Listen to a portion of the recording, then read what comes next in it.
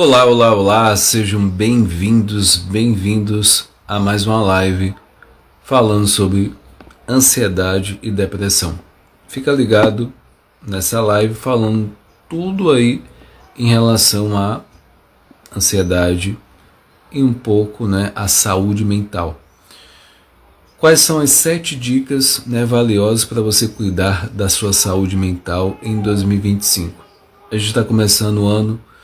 E quais são os cuidados que você deve ter e estar atento às pessoas ao seu redor também, como uma forma de também estar ajudando essas pessoas. E eu fiz uma série de lives falando sobre essas dicas valiosas, e eu vou recapitular aqui até a gente retomar ao ponto da última live, tá? Rapidamente aqui, um dos pontos que a gente precisa prestar atenção é a alimentação, que vai impactar no cérebro, tá? Existem alimentos que vão nos ajudar nessa parte de produção de hormônio, na parte, por exemplo, do intestino, que vai impactar o cérebro. A gente sabe que a produção de serotonina, por exemplo, ela é feita no intestino, e baseado nisso a gente precisa, por exemplo, ter uma vida no nosso intestino saudável, A questão do sono também vai impactar em várias questões da saúde mental. A gente precisa cuidar, a questão de deixar de lado o sedentarismo, no caso, não praticar esporte, exercícios. Lucas, seja bem-vindo. O tópico de voltar à escola, o que eu quero dizer com isso?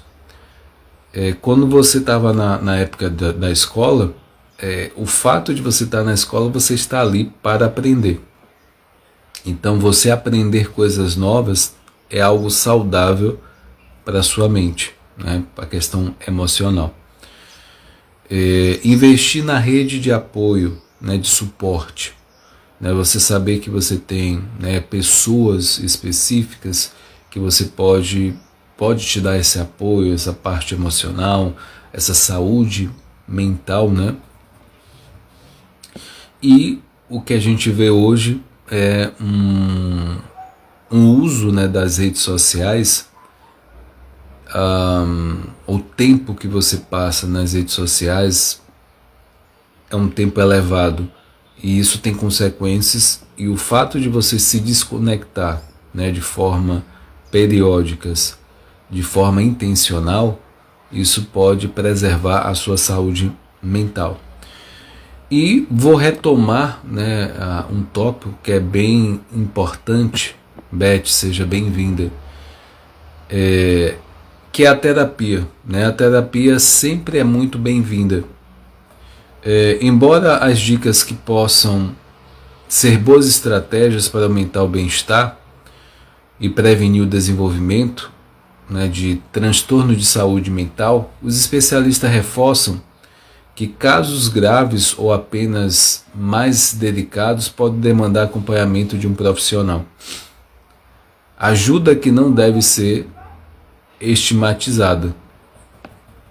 Muitas pessoas ainda têm a ideia de que só devemos procurar um psicólogo quando não estamos bem. Porém, o autoconhecimento que a terapia nos proporciona nos ajuda a lidar melhor com situações de crise. Não precisamos esperar a depressão ou a ansiedade que surgirem para irmos ao psicólogo. Ressalto que o olhar mais atento da sociedade para o bem-estar psíquico tem ajudado a quebrar esses preconceitos, o que é importante para que as pessoas que estão passando por um desconforto não hesitem em buscar ajuda.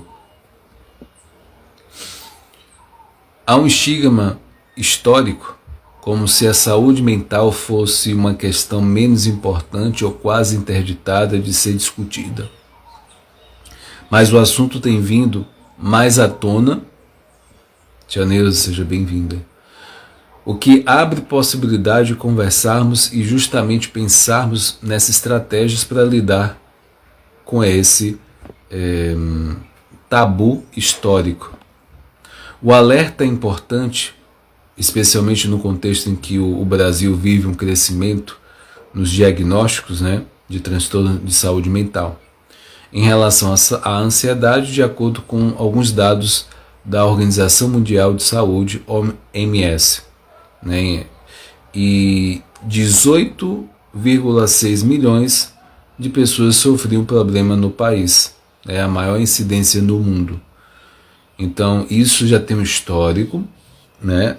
Houve a pandemia ali, deu um pico, né, em gatilhos, e já para a depressão, o levantamento anual ao Ministério da Saúde sobre fatores de riscos e crônicos, vou trazer um dado anterior, mas para você ter uma projeção para os anos seguintes. Em 2023, 12,3% da população adulta tinha um diagnóstico clínico, aproximadamente 20 milhões de brasileiros. O que é que eu quero trazer como ênfase aqui nessa live de hoje? É preciso você buscar, né, cuidado emocional, saúde mental, independente do preconceito que possa vir e ter ainda dentro desse tema. Não esperar acontecer uma ansiedade, uma depressão para poder buscar ajuda, tá? Autoconhecimento, ele é vida, autoconhecimento faz você lidar com questões. Robert Val, seja bem-vindo. Então, o autoconhecimento, independente de sintomas, Sandra, seja bem-vinda. Você precisa sempre procurar esse autoconhecimento. Não espere algo pior acontecer na questão mental, na questão emocional, para você começar a trilhar essa jornada do autoconhecimento. Então, vale a pena, mergulhe, né, aproveite esses conteúdos e siga, né, a nossa página. Deixe seus comentários, o que você achou desse tema, deixe seus aprendizados. Forte abraço, fica com Deus, até a próxima.